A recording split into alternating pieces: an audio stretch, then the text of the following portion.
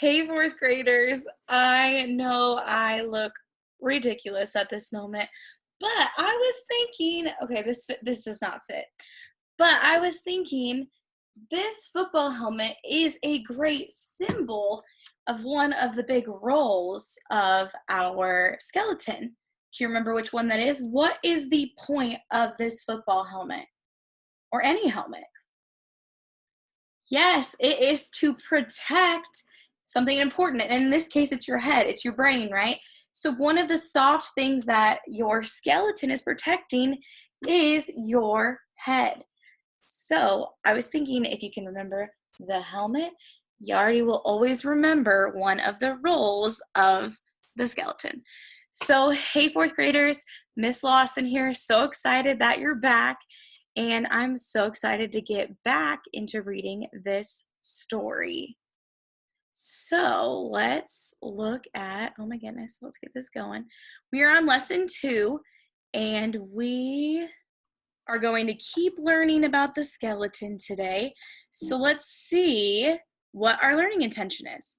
We are learning to use details and examples from the text to explain our understanding of, here it is again, important concepts in the text. So this kind of goes along with the main idea and key details that we've worked on before. You are going to find that big important concept, and you're also going to have to go find those key details that support it. You will know, fourth graders, that you are successful today when you can identify the important concepts in the text. So what are the important things you need to learn by the end of the lesson? And then you're going to use those examples and details from the text to support your answers to the questions. We're looking back at these suffixes again. We are going to go through them all one more time. So let me get my handy dandy pencil. So right here, I'm going to just circle that suffix. It is if. So if means likely to. So what would supportive mean? Supportive means likely to, and what is the base word? Likely to support. Easy peasy. I don't know why I keep saying that. It just sounds fun. All right, now on to this one. Ooh, a zoologist. So which suffix are we working with on this one? It kind of gives it away on the bottom, I know. Yes, we are working with the suffix ist. So we are going to underline ist to take it out of there. And then we've got, this is our base word. Ooh, so actually they had to take away the Y when they made this word, which is what we're going to kind of learn about today. So the base word is zoology. So it is someone who, ooh, this is wrong, sorry guys. It is someone who does what? Yeah, it's someone who kind of studies zoos or works at a zoo. So a person who, I always start out with that suffix meaning, and then I tie back in that base word. A person who, let's just say studies, because zoology is like the study of, studies the zoo. And that person will probably work at the zoo too. Pretty cool. Now on to our last one, ness, right? So we need to underline ness, and then that leaves us with what base word? You got it. You guys are getting so good.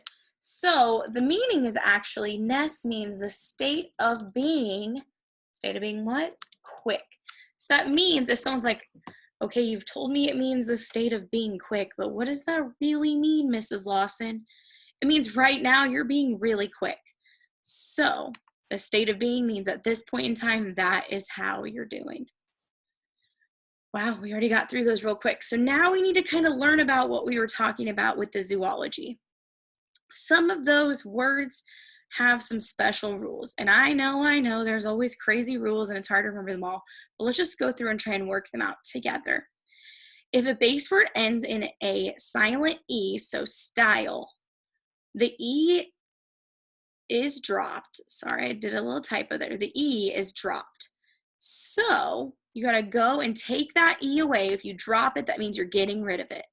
And then when you create your new word, you put style, but you take that E away, take it away, and then you're going to add your new, I think that's why I misspelled this, because you're going to add IST. So it is a stylist, or somebody who studies style.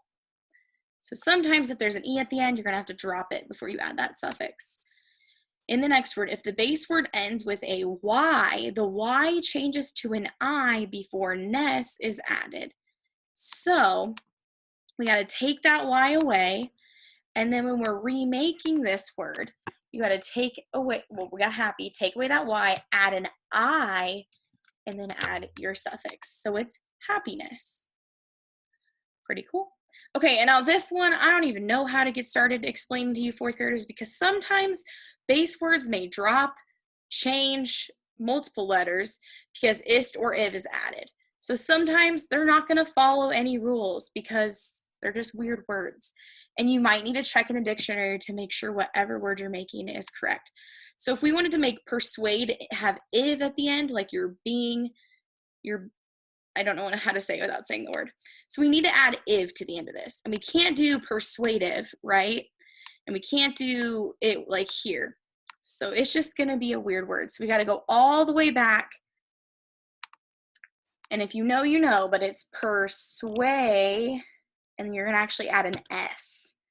I know it's crazy. So persuasive. I know, Miss Lawson, that makes no sense. You might be saying that doesn't follow any rules that we know, and I get it. Some words are just crazy weird, and you just got to learn them. So there are 3 different rules that we've learned today, and now you got to put those to the test. So let's look at what you're doing on your own. So you're going to identify the base word in each word below. Try and use the meaning of the base word and your suffixes, ist, if, and ness, to figure out the meaning of each word. So you've got sickness, expensive, attentiveness. So that's just doing what we kind of did yesterday or in our last lesson. Then this is where it gets more tricky. You're going to identify the base word. The spelling might be different. So you got to get that base word, and you might have to get back and do the real spelling of it. So scientist, that base word might be not spelled exactly like it is in that word. Then you're going to go down below and you're going to add your suffixes to these base words. You're going to add ist, if, or ness to each word and write a new word and use a dictionary to check your spelling, because some of them might be weird words. All right, guys, my favorite time, vocabulary. So flexible. I like to come up with motions to some of my words, and flexible is I always do this. So I look at the guy being flexible, and then from the text it says, because each vertebrae can move, the spine is flexible. So his spine right here is flexible. What do you think that means? I heard some people get it. Flexible means bending easily without breaking. So that's why I do the arms like this, because your arms are bending and they're not breaking. All right, guys, here's that glossary again, just to remind you that if we have bold words, we can go back and look them up. All right, this is super cool today. So I love poetry, because poetry is a lot like music, and I love singing if you haven't figured that out already. So we're gonna look at these poems today. And at the end, you might have an assignment on Seesaw where you read the poems yourself. So the cool thing about poetry is sometimes it has like a beat to it. So I need to read this for you first. Let's see what it's about. I love the pictures. Skeletons by Valerie Worth. It is the curve of their breezy ribs, the crook of their elegant fingers, their eyeless eyes, so wide and wise, their silent ivory laughter, the frisk and prance of their skittering dance, with never a pause for breath, that fills us with such delicious delight while scaring us half to death. Spooky. So this kind of shows us skeletons in a different way. And now we're going to move on to the next one. But think, why do you like this poem? It's a little different. Now this is another poem. To the Skeleton of a Dinosaur in the Museum by Lillian Moore. Hey there, Brontosaurus. You were here so long before us. Your deeds can never bore us. How were the good old days? Did you really like to graze? Did you often munch with a prehistoric crunch on a giant tree or two or three for lunch? As you went yon and hither, were you ever in a dither? When your head and distant tail went different ways? Did you shake the earth like thunder with your roars and groans? No wonder. Say it's hard to have a conversation with your bones. So very different poems, both really cool. You can tell how when I kind of read it, sometimes I had issues. So before you record yourself, make sure you practice a few times so you can get better and then listen to yourself. It's kind of cool when you can hear the beat and the rhythm and the rhyme. Love poetry. All right, now we are on to the reading for today. So we are on a new section where we are just focusing on the human. Why can I not find my arrow? The human skeleton. How do humans move around? Without a skeleton, your body would be floppy and shapeless, like a blob of jelly. You wouldn't be able to stand up, sit down, run, or walk. Fortunately, the human body has a skeleton. It is made up of bones that work together with muscles to make movement possible. These bones also protect the body and keep its soft parts safe, kind of like the helmet, right? Let's take a look at how parts of the human body work to protect and support the body. Growing bones. Your bones grow as you grow. To grow healthy and strong, your bones need calcium and exercise. Milk, cheese, yogurt, and leafy green vegetables are high in calcium. Your body also needs vitamin D to help it absorb calcium. Try milk and cereal that have vitamin D added to them. And then if we look, we've got the foot, the knee, got the hip right here, got your elbow, your spine. Pretty cool. All right, we got a big old stop sign. So what would the human body be like without a skeleton? Let's keep reading. What your bones protect. The ribs of the skeleton protect some of the body's most important organs. They form a cage that guard the heart and lungs. These ribs are connected to the sternum. The bones that made up the skull are some of the most important bones in your skeleton. The skull protects the brain. Without protection, even a small bump on the head might affect your thinking, senses, and movements. The jawbone is the only bone that moves. It allows you to open your mouth and chew food. So did you know there are 206 bones in an adult skeleton? An adult has 12 pairs of ribs that curve around the side of the chest. The 14 face bones are all part of the skull. So I put that, let's go look up what the sternum means. It says right here, the sternum, a long bone in the chest that connects to the ribs and bones in the shoulder, also called a breastbone. So that is nice that they give us those definitions in case we don't know. So right here even, it tells us this is the sternum. In this X-ray photo, you can see how the ribs curve around the chest. Down here, it says the human skull protects the brain and 4 sense organs, the eyes, ears, nose, and tongue. Okay, so this is something that I always like to do. What would the human body be like without a skeleton? So as you, as a 4th grader, are sitting there right now watching this video, you know, we have our skeleton, right? What would happen to your body at this moment if I took all your bones out? What would you look like? Yes, okay, so this is gonna be ridiculous, right? So this is our bones. I'm gonna say, your skeleton's gone away. And then you go, skeleton's intact. Your body should have turned into like a blob of jelly. Like you should just collapse, right? So that's how I like to think of what would happen if you don't have a skeleton, because you wouldn't be able to be held up. Your body would just collapse. So That's what I was hoping you guys would do. Did any of you do that? Thought I saw a few of you fall over because, yeah, if you don't have a skeleton, you would. All right, the spine. Your spine holds your body upright when you sit, stand, or walk. It's also called the backbone, but it's not just one bone. The spine is made up of many small bones called vertebrae. Because each vertebra can move, the spine is flexible.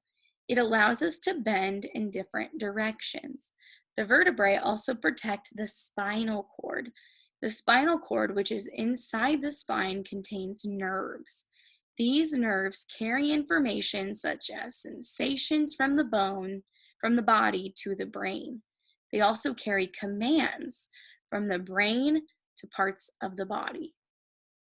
So right here we can see that this is the vertebrae, like just one of them, but the spine is made up of a lot of them. And then we've got the skull up here. These gymnasts rely on their vertebrae for support. So that vertebrae is holding her up. All right, we got a big stop sign. What are two types of joints? Explain how they work. Twisting and bending. The bones in your body are connected by joints. Joints allow your skeleton to bend, twist, and turn. Some joints, like the ones in your knee and elbows, allow your bones to move forwards and backwards. These joints are called hinge joints. Other joints can move around in a circle. These are called ball and socket joints. There is a ball and socket joint between the first and second vertebrae in your neck. So that means if you have your neck, you can look here, you can look here, you can look all around. It's not just back and forth, right? That is why you can twist your head in different directions. Ball and socket joints are also found in your shoulders and your hips, where I'm sitting right now. Movement and the spine. Humans walk on two legs, so the spine is vertical. Animals that walk on four legs have a spine that is horizontal. Many animals that swim, such as fish and whales, also have a horizontal spine, so that's going sideways. And then ours is up and down. Pretty cool. So, what are those two different kinds of joints? If we look back in that text, here's that big, bold joints, but what are the two different types? If you look over in this picture, it actually shows us two of them. But I even went a step further. Let's look at this. This is something cool. So this hinge joint, it just goes in one direction. It just goes up and down. So it's like your knee, right? You can't just bend your knee to the side. But then this ball and socket joint is like your shoulder, where you can go everywhere with it. I just wanted you to have that visual that this is how the different joints move. Pretty crazy. Your bones at work. The longest and strongest bones in the human body are found in the legs. Crazy. Leg bones carry your weight as you stand, walk, run, and jump. Humans move on two legs, which frees the arms to do other things. The many bones in your hands make it possible to pick a flower or hold tightly onto a rope. You can grasp and grip because you have opposable thumbs.